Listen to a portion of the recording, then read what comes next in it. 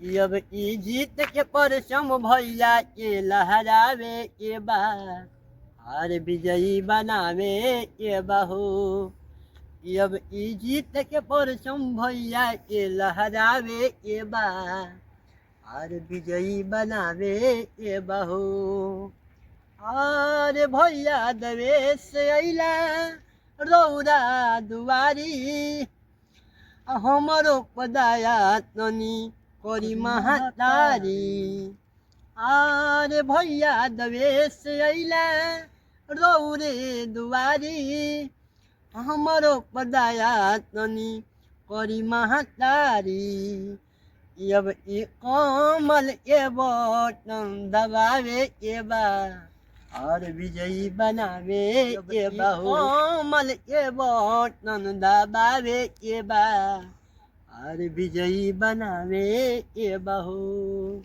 गोरियाकोटी विधानसभा से देवेश भैया के कमल को बटन दबा के विजयी बनावे के बा। चुपचाप कमल छाप।